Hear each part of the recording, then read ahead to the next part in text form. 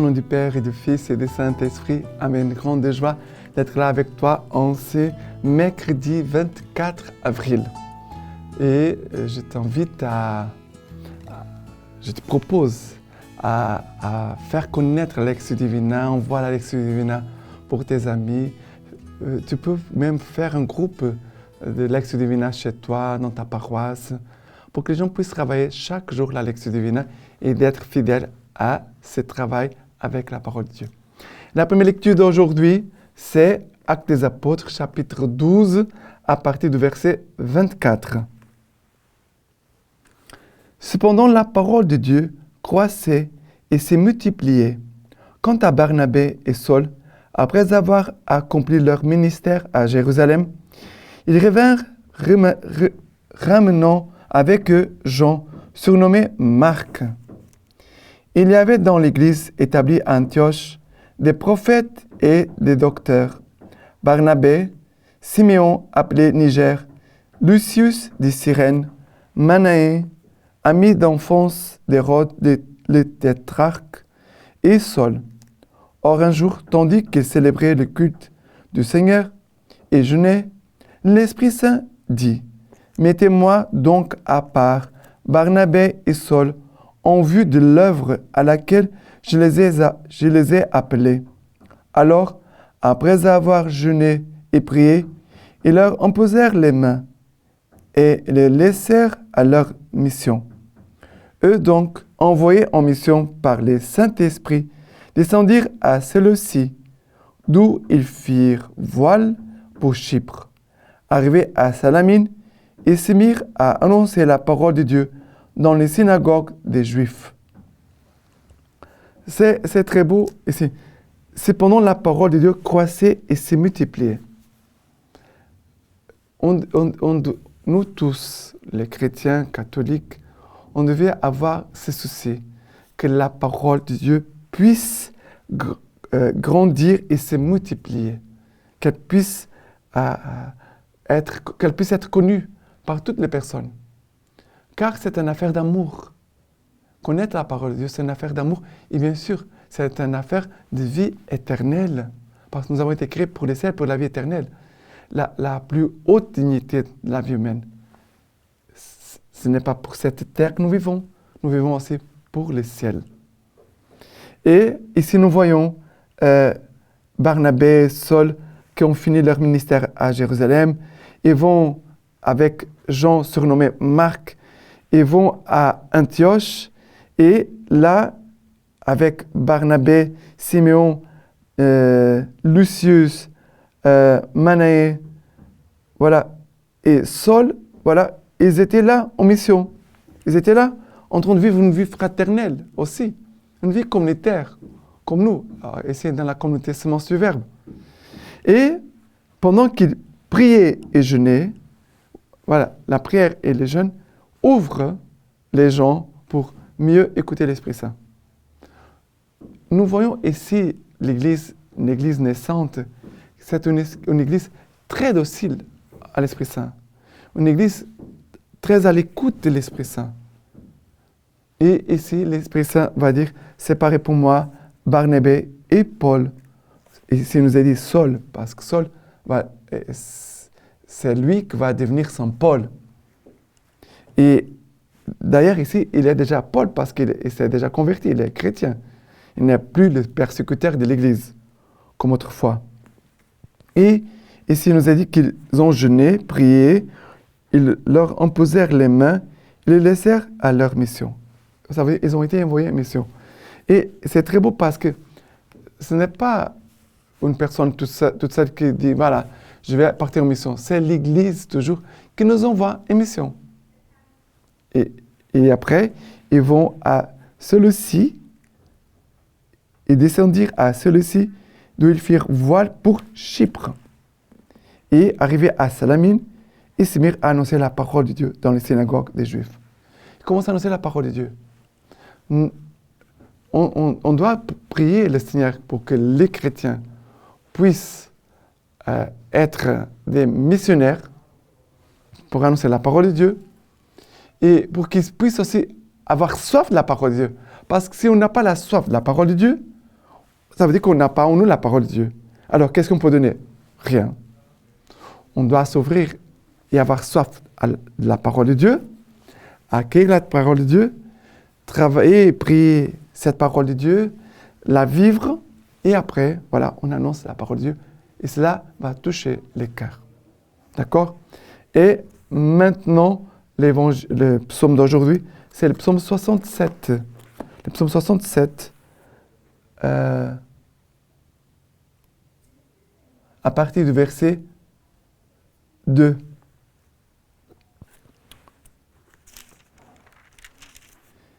Que Dieu se dresse et ses ennemis se dispersent, et ses adversaires fuient devant sa face.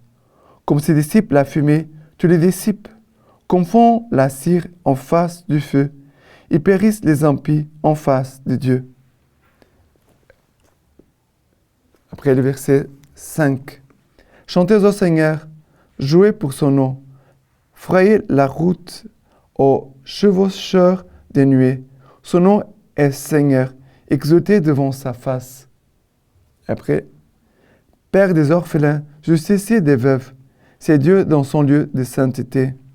Dieu donne à l'isolé le séjour d'une maison. Il ouvre aux captifs la porte du bonheur, mais les rebelles demeurent sur un sol aride. Verset 8. Ô Dieu, quand tu sortis à la face de ton peuple, quand tu foulas le désert, la terre trembla, les cieux même fondirent en face de Dieu. Ici, que Dieu se dresse et ses ennemis se dispersent. Que se dissipe la fumée, tu les dissipes. Ici, on doit prier, Seigneur, les ennemis qui veulent empêcher la mission, les ennemis qui veulent empêcher l'évangélisation, les ennemis qui veulent que le cœur ne se ouvre pas pour accueillir Jésus-Christ. Ces ennemis-là, on doit dire, Seigneur, dresse-toi et que tes ennemis se dispersent. Comme se dissipe la fumée, tu les dissipes, comme font la cire en face du feu, ils périssent les impies en face de Dieu. Voilà, tout ce qui empêche la mission, l'évangélisation, l'annonce de la parole de Dieu. Mais on doit avoir foi, la foi, on doit avoir confiance.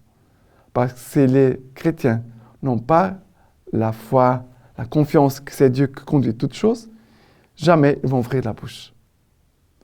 Ça veut dire pour évangéliser, il faut aussi des hommes et des femmes de foi, abandonnés à l'action de Dieu et qui se laissent conduire par l'Esprit Saint. D'accord? Et maintenant, l'évangile d'aujourd'hui, c'est Jean, chapitre 12, à partir du verset 44.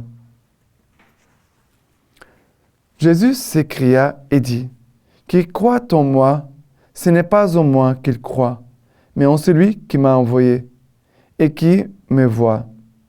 Et qui me voit celui qui m'a envoyé. Moi, lumière, je suis venu dans le monde, pour que quiconque croit en moi ne demeure pas dans les ténèbres. Si quelqu'un entend mes paroles et ne les garde pas, je ne le juge pas, car je ne suis pas venu pour juger le monde, mais pour sauver le monde. Qui me rejette et n'accueille pas mes paroles, à son juge, la parole que j'ai fait entendre. C'est elle qui le jugera au dernier jour. Car ce n'est pas de moi-même que j'ai parlé, mais le Père qui m'a envoyé m'a lui-même commandé de dire et de quoi parler. Et je sais que son commandement est vie éternelle. Ainsi donc, ce dont je parle, tel que le Père, ainsi donc ce dont je parle, tel que le Père me l'a dit, je n'en parle. C'est très beau de voir ici Jésus comme le missionnaire. Jésus, il a l'attitude missionnaire. Il dit, « Moi, lumière, je suis venu dans le monde pour que quiconque croit en moi ne demeure pas dans les ténèbres. » Les missionnaires, il n'est pas la lumière, mais il porte en lui la lumière de Christ, la lumière de la parole, la lumière de la grâce, la présence du Christ en lui. Et il annonce Jésus-Christ, il annonce la parole de Dieu. Et Jésus dit, pour que quiconque croit en moi, ça veut dire qui reçoit les paroles de Jésus, ne demeure pas dans les ténèbres. Si quelqu'un entend mes paroles et ne les garde pas, Je ne le juge pas. Et c'est beau l'attitude de Jésus, c'est très beau de voir l'attitude de Jésus envers nous. Car je ne suis pas venu pour juger le monde, mais pour sauver le monde. Jésus vient pour sauver. Mais Jésus, il est la vérité. Il est miséricorde, il est amour. Mais la vérité, il dit comme ça.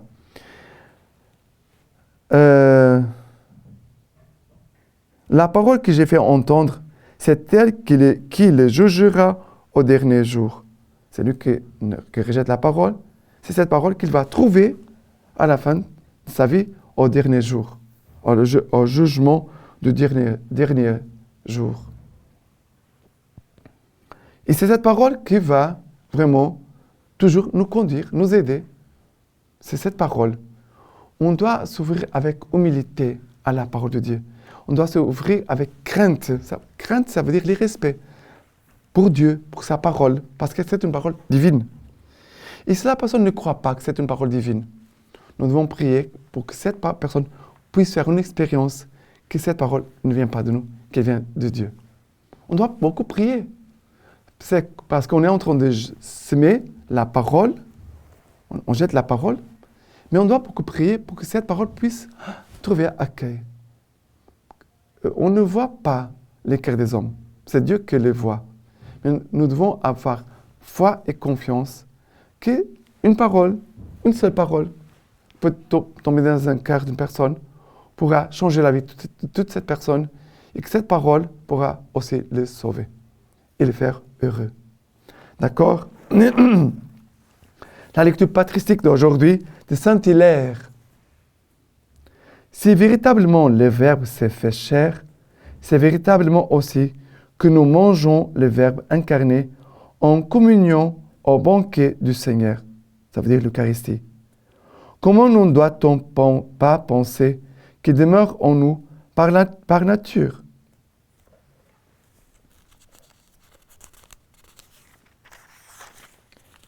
Ceci enseigne la parfaite unité réalisée par les médiateurs, tandis que nous demeurons en lui, lui-même demeure en nous. Et ainsi, nous progressons dans notre unité avec le Père, puisque le Fils demeure en lui par nature, selon sa naissance éternelle, et que nous-mêmes aussi sommes en lui par nature, tandis que lui, par nature, demeure en nous. Maintenant, je vous laisse la bénédiction par les mains toutes pures de la Vierge Marie. Que Dieu Tout-Puissant vous bénisse et vous garde, le Père, le Fils et le Saint-Esprit. Amen.